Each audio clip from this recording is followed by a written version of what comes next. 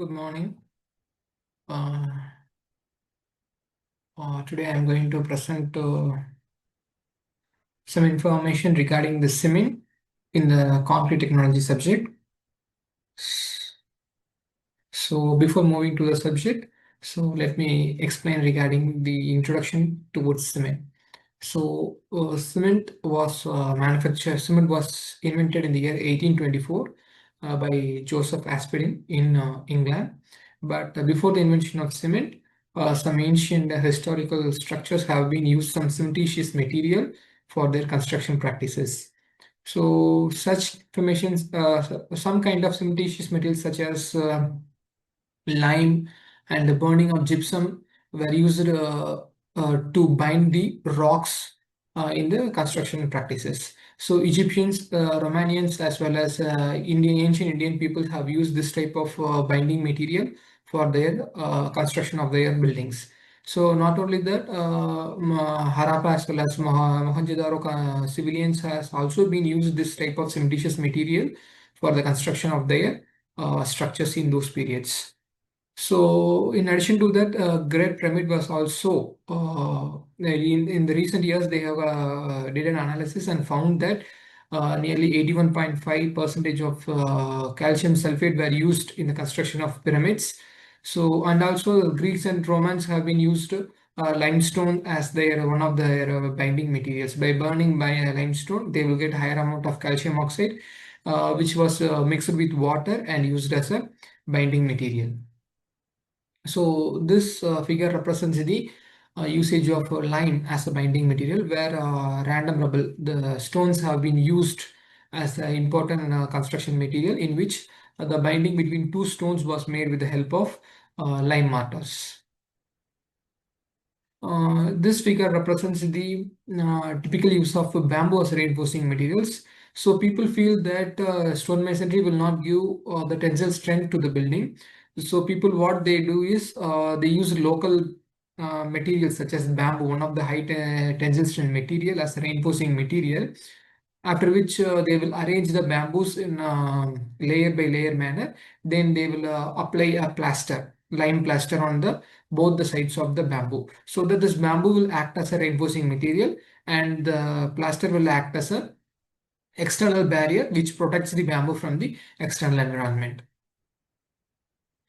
So as it said in previously, Joseph Aspdin was the first person to get patent for cement in the year of 1824.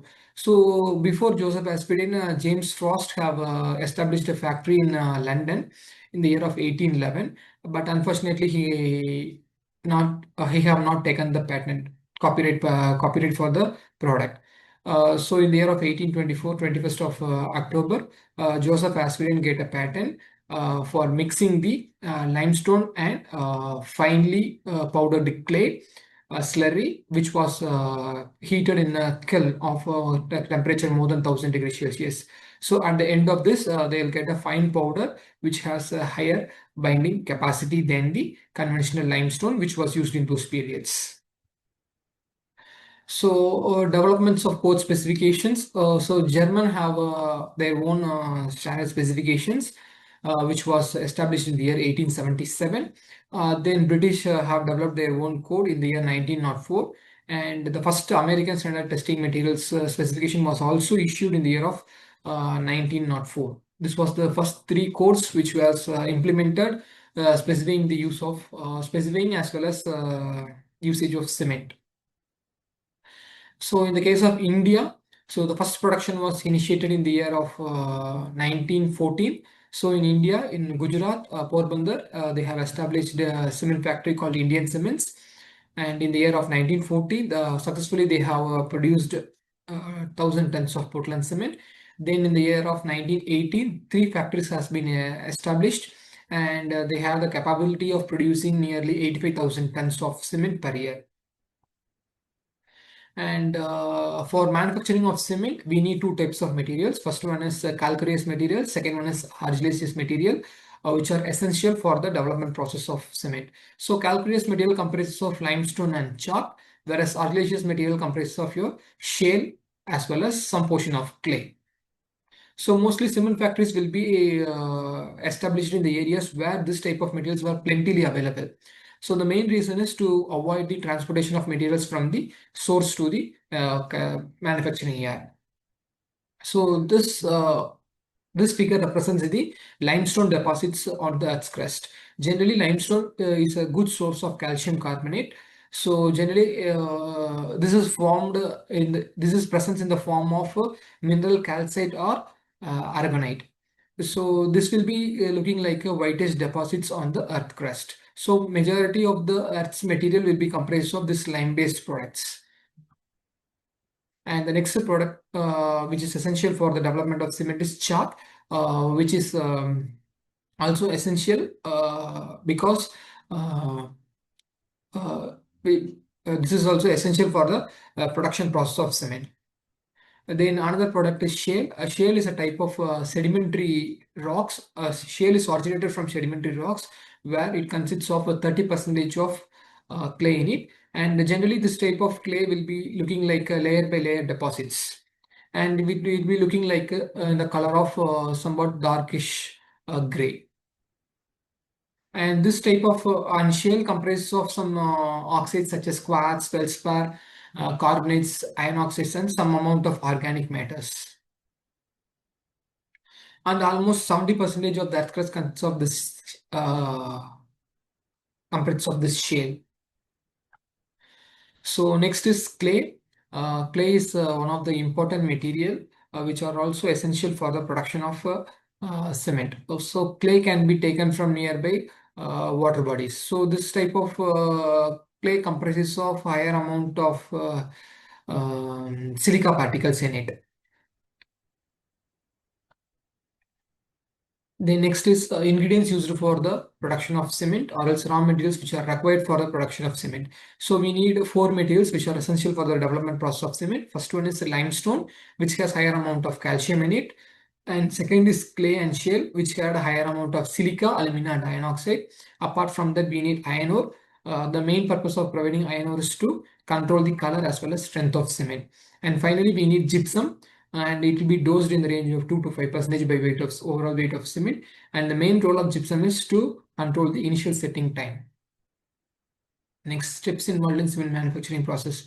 So first step in manufacturing cement is quarrying. So all the material has to be quarried from the ground. So it will be processed and it will be used for the production process. Second one is crushing and grinding process. So after quarrying, generally quarrying comprises of material which have a larger sizes, say for example in the case of large boulders. So TNTs will be used for blasting the rock materials. After blasting, we can able to get larger size of materials. So these materials are then crushed with the help of crushing units and grinding units to make it as a fine powder. Then after crushing and grinding, these materials will be proportioned in a correct way in a blending unit, where this blending unit will have a proper proportion of lime, clay, iron oxide, and other ingredients. So after blending all together, then heating will be initiated. So this mixture will be heated to a temperature of 1450 degrees Celsius for the formation of clinker. So after heating to 1450 degrees Celsius, the clinker will be formed. So after clinkering process, it will be cooled to room temperature in a chiller unit. Then it will be grinded with the help of grinding unit to make it as a fine powder. During this grinding process, so 2 to 5% of gypsum will be added to slow down the reaction process of the cement. Then finally, packaging and distribution will be taking place in the manufacturing yard. So this figure represents the typical chart of from the raw material excavation to the final production of cement. So initially, here you can able to see that the excavators have been used for excavating the raw materials from the earth crust. Then after excavating clay, limestone, and sand, so it will be transported with the help of trucking units. Then it will be feed to the crusher units to make it as a fine powder. So as I said, larger size of boulders will be available initially. So to make it as a smaller size units, so crusher will be used to crush it. Then after initial crushing, secondary crushing will also be taken place to make the fine powders. So after making fine powders in the secondary crushing unit, it will be feed to the proportioning equipment where different materials, says for example your limestone, clay, shale, iron oxide will be proportioned in such a way that uniform homogeneity will be arrived. So after mixing everything in the proportioning equipment, it will be feed to the grinding mill. So to make fine powders, after feed to the grinding mill, it will be feed to the preheater in which the temperature of the material will be raised from the room temperature. So after it has gone to the preheater tower, it will feed to the kiln. Kiln generally comprises of a rotating type of kiln, so where that uniform heating will be initiated for all the materials. So typically it will be in the range from 200 to 300 meter, the overall length of the kiln. So in which it starts from this point and it will reaches to this point. So at this point, the kiln will be rotating in a circular motion in which all the materials will be heated in a uniform manner. So in this stage, clinker will be formed. So after clinkering, so this will be transferred to a chiller unit where the excess heat will be liberated off and normal room temperature clinker will be arrived. So after which this clinker will be feed to the grinding unit where you can able to add the gypsum, 2 to 5% of gypsum, and this will be blended together to make the final product of cement. So during the process of chilling the clinker, so some amount of heat will be trapped and it is used for powering the preheater tower. So that the efficiency of the cement manufacturing process will be enhanced, or else higher amount of energy will be involved for preheating the material itself. Then after grinding in the grinding unit, it will be stored in silos, and after storing in silos, it will be packaged and it will be transferred to the distributors. And typically we have two methods of cement manufacturing process. First one is wet process and second one is dry process. So in the case of wet process, large amount of water is being used during the cement manufacturing process.